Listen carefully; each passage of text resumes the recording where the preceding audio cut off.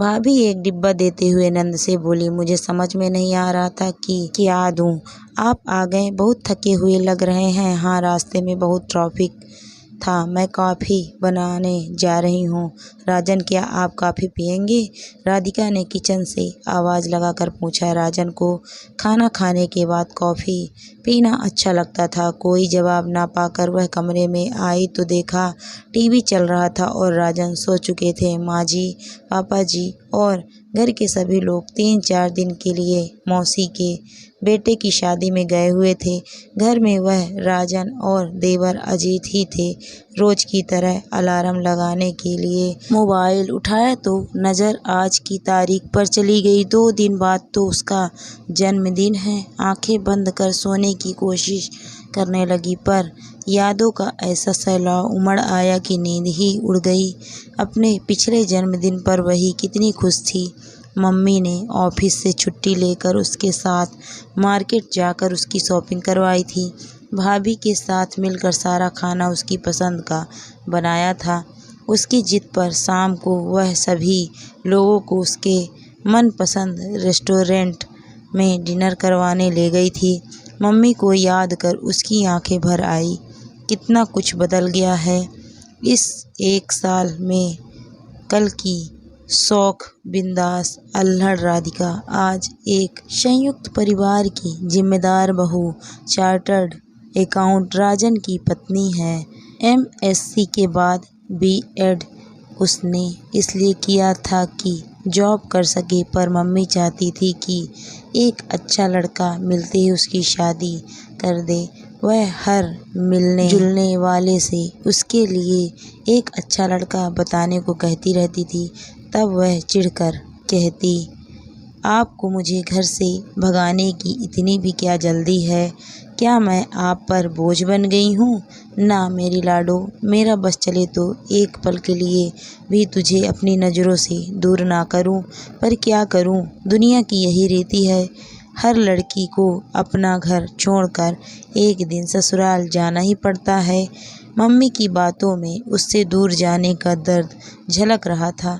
Mummy भी अकेली आखिर क्या क्या करती। कितनी अकेली पड़ गई थी वह। पापा से अलग होने के बाद उसकी और सौरभ भैया की सारी जिम्मेदारी उनके ऊपर ही तो आ गई थी। वो जॉब भी करती और भैया का बिजनेस भी देखती थी। यह मम्मी की मेहनत का ही नतीजा था कि सौरभ भैया का गवर्नमेंट्स का बिजनेस अब अच्छा चलने लगा था। वह मोनिका भाभी और पिंकी के साथ अपनी ज़िंदगी में खुश थे। इसीलिए मम्मी चाहती थी कि उसकी शादी कर वह अपनी जिम्मेदारियों से मुक्त हो जाए। उनकी यह इच्छा जल्दी ही पूरी हो गई। राजन के साथ रिश्ते की बात चली और रिश्ता तय होते ही 2 महीने बाद ही शादी की तारीख भी फिक्स हो गई। मम्मी बहुत स्वाभिमानी थी। उन्होंने पापा से कोई भी मदद लेने से इनकार कर दिया था। शादी की सजावट से लेकर दहेज का एक एक सामान उसकी पसंद का लिया। खुद अपने हाथों से दुल्हन बनाकर इतनी धूमधाम से उसकी शादी की कि उसके ससुराल वाले भी तारीफ किए बिना ना रह सके। वह राजन की दुल्हन बनकर ससुराल आ गई। ससुराल में सभी लोग बहुत अच्छे थे, उसका बहुत ध्यान रखते थे। किसी भी चीज़ की कोई कमी नहीं थी। पग फेरे पर जब वह राजन के साथ मायके आई तब उसके चेहरे पर खुशी देख माँ के चेहरे पर संतुष्टि के भाव उसने साफ महसूस किए। बातों ही बातों में उसने माँ को कह दिया, मेरे बहुत से कपड़े अभी सूटकेस में ही रखे हैं, अलमारी में रखने की जगह नहीं है। सुनते ही मम्मी ने एक अलमारी उसके लिए बुक कर दी। वह बाद में कहती भी रह गई, मैंने आपको इसलिए थोड़े ही बताया था। राजन मुझ पर नाराज़ होंगे कि तुम मम्मी से मेरी शिकायत करती हो, पर मम्मी ने उसकी एक ना सुनी। मायके में छोटे से परिवार में रहती आई राधिका एक बड़े परिवार वाले ससुराल के माहौल में अपने आप को ढालने की पूरी कोशिश कर रही थी, पर कभी न कभी कोई गलती हो ही जाती तो वह उदास हो जाती। तब सासू माँ और जेठानी उसे प्यार से समझाती, जल्दी ही तुम सब कुछ सीख जाओगी।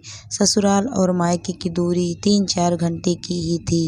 1-2 बार वह राजन के साथ मम्मी से मिलने अचानक पहुंच गई। तब खुशी होने के बाद भी मम्मी ने उसे प्यार से समझाया, बेटा अब मायके का मोह छोड़ दे, ऐसे बार बार भाग कर मिलने आएगी तो ससुराल में एडजस्ट कैसे हो पाएगी। देखते ही देखते 6 महीने गुजर गए। उसने महसूस किया कि जब भी मम्मी से बात करो वह कुछ थकी थकी सी नज़र आती थी। मोनिका भाभी ने बताया कि मम्मी को कई दिनों से बुखार आ रहा है, इसीलिए कमज़ोर हो गई हैं। उसने कहा, मैं आ जाती हूँ तो बोली, तुम परेशान मत हो, मौसमी बुखार है, दवा ले ली है, ठीक हो जाएंगे। यह मोनिका है ना, मुझे देखने के लिए। उसने भी सोचा बुखार की वजह से कमज़ोरी आ गई होगी। वह रोज़ ही फ़ोन कर उनके हाल चाल ले लेती थी। एक दिन उसने फ़ोन किया तो उनकी सांस फूल रही थी।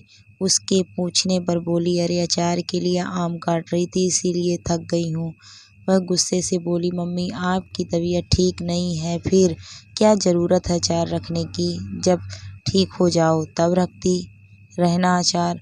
अरे बेटा आज थोड़ा ठीक लग रहा था तो सोचा अचार के लिए आम काट दूँ, तेरे लिए भी भिजवा दूँगी। तुझे मेरे हाथ का अचार पसंद है ना, मम्मी ने जवाब दिया।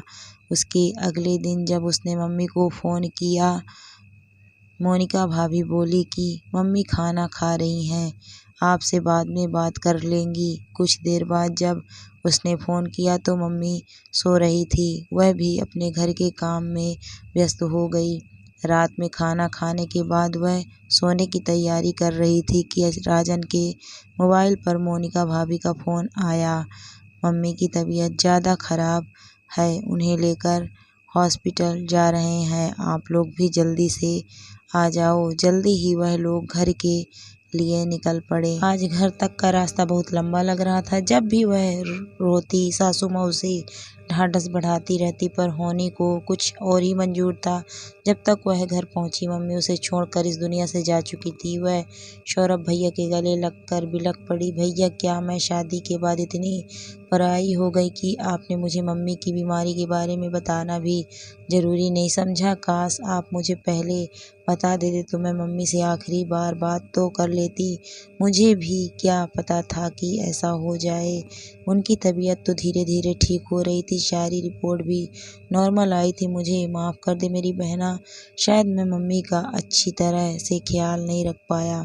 रोते हुए सौरभ भैया को संभालना मुश्किल हो रहा था। मम्मी के जाने के बाद वह 1 महीना वहाँ रही। मोनिका भाभी बिल्कुल मम्मी की तरह उसका ध्यान रखती थी, पर वह घर जिसमें उसने अपनी ज़िंदगी के इतने साल गुजारे थे, मम्मी के बिना घर नहीं लगता था। लगता था जैसे मम्मी अभी आकर उसे आवाज़ लगाएंगी। हर कोने में मम्मी की यादें बिखरी पड़ी थी। आंसुओं से उसका तकिया भीग गया था। वह जैसे मम्मी से शिकायत कर रही थी, अभी तो मैं पूरी तरह से अपनी ससुराल में एडजस्ट भी नहीं हो पाई थी। कोई परेशानी होगी तो किससे कहूँगी। आप इतनी जल्दी मुझे छोड़कर क्यों चली गई मम्मी। रोते रोते ना जाने कब उसकी आँख लग गई। सुबह जब उठी तो देखा राजन उसके पास बैठे हुए उसका माथा सहला रहे थे। घड़ी की तरफ नज़र पड़ते ही वह चौंक कर बोली, अरे मैं इतनी देर तक कैसे सोती रह गई। आज अलार्म नहीं बजा क्या? आप ऑफिस के लिए लेट हो जाएंगी। मैं जल्दी से आपका नाश्ता बना देती हूँ, उठो मत, लेटी रहो। तुम्हें तो तेज बुखार है, आज मैंने ऑफिस से छुट्टी ले ली है। अजीत नाश्ता करके कॉलेज चला गया है, कल तक तो सब लोग आ ही जाएंगे। राजन की आवाज़ में चिंता झलक रही थी। दवाई खाने के बाद उसका बुखार उतर गया। उसने राजन से कहा, मैं अब अच्छा महसूस कर रही हूँ, आप परेशान ना हो। पर राजन एक बच्चे की तरह उसका ध्यान रख रहे थे। अगले दिन सभी लोगों के आ जाने से घर की रौनक वापस आ गई थी। राजन के ऑफिस जाने के बाद छोटी ननद उसका मुरझाया हुआ चेहरा देखकर बोली, भाभी लगता है हमारे जाने के बाद भैया ने आपका ठीक से ख्याल नहीं रखा। देखो तो चेहरा कैसा पीला पीला नज़र आ रहा है। जवाब में वह भी फीकी सी हंसी हंस कर रह गई। अगले दिन संडे को उसका जन्मदिन था। माँ जी ने उसे राजन के साथ बाहर घूमने भेज दिया। उसका शॉपिंग करने का बिल्कुल मन नहीं था, पर राजन का दिल रखने के लिए उसने कुछ चीज़ें ले ली थी। 2-3 घंटे के बाद घूम फिर कर और शॉपिंग करके जब वह दोनों वापस लौटे, घर के बाहर खड़ी सौरभ भैया की कार पहचान कर वह दौड़ती हुई घर के अंदर आई। आप लोग आने वाले हैं? पता नहीं था, नहीं तो मैं घर में ही रहती। वह सौरभ भैया और मोनिका भाभी को देखकर बोली, तुम्हारे जन्मदिन पर कैसे नहीं आता? राजन को तो पता था, पर शायद वह तुम्हें सरप्राइज़ देना चाहते थे। सौरभ भैया राजन की तरफ देखते हुए बोले, राधिका बेटा, भाभी को अपने कमरे में ले जाओ, फिर थोड़ी देर में तैयार होकर आ जाना। तुम्हारे जन्मदिन का केक भी तो काटना है। माँ जी के कहने पर वह मोनिका भाभी और पिंकी को लेकर अपने कमरे में आ गई। शाम को केक काटने के बाद सभी लोगों ने उसे गिफ्ट दिए। मोनिका भाभी एक डिब्बा उसकी तरफ बढ़ाते हुए बोली, मुझे समझ में नहीं आ रहा था तुम्हारे लिए क्या लेकर जाऊं, फिर लगा इससे अच्छा गिफ्ट तुम्हारे लिए क्या हो सकता है।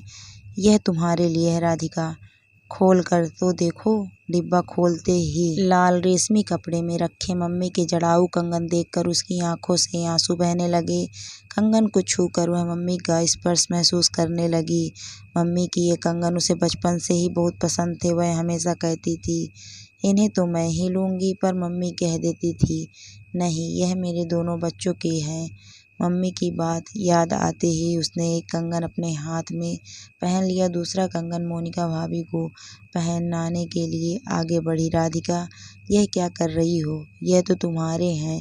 मोनिका भाभी पीछे हटते हुए बोली, वही जो मम्मी चाहती थी, कहकर उसने दूसरा कंगन मोनिका भाभी को पहना दिया। चलते वक्त मोनिका भाभी उसके गले लगकर बोली, राधिका, जब भी मन करे एक फ़ोन कर देना, तुम्हारे भैया तुम्हें लेने आ जाएंगे। यह मत सोचना कि अब मम्मी नहीं, वह घर आज भी तो उतना ही तुम्हारा है जितना पहले था। मैं माँ की जगह तो नहीं ले सकती, पर पूरी कोशिश करूँगी कि तुम्हें उनकी कमी महसूस ना हो। तुम्हारे मायके के दरवाजे हमेशा तुम्हारे लिए खुले हैं। फिर मोनिका भाभी माँ जी के पास जाकर बोली, आंटी जी, अगर राधिका से अनजाने में कोई गलती हो जाए तो उसे माफ़ कर देना। आज उसे मोनिका भाभी बिल्कुल माँ का प्रतिरूप लग रही थी। लग रहा था कि जैसे मम्मी कहीं नहीं गई हैं, वह आज भी जिंदा हैं मोनिका भाभी के रूप में। कार की तरफ जाती हुई मोनिका भाभी एक बार फिर रुक कर बोली, आंटी जी, अगर आप आज्ञा दें तो क्या मैं कुछ दिनों के लिए राधिका को अपने साथ ले जा सकती हूँ? माँ जी के कुछ बोलने से पहले ही राधिका बोली, अभी नहीं भाभी, यहाँ पर सब लोगों ने मुझे दिल से अपना लिया है। अब मेरा भी तो फर्ज है कि मैं आपकी तरह अपनी ससुराल को अपना बना लूँ। अपने ससुराल के प्रति भी तो मेरा कुछ फर्ज है। अब मुझे अपना फर्ज निभाने दो भाभी। दोस्तों, शादी होने के बाद लड़की का अपना मायका पराया हो जाता है, पर अगर उसे घर में भाई और भाभी प्यार देने वाले हैं तो वह मायका कभी पराया नहीं होता। Thank you for watching my video.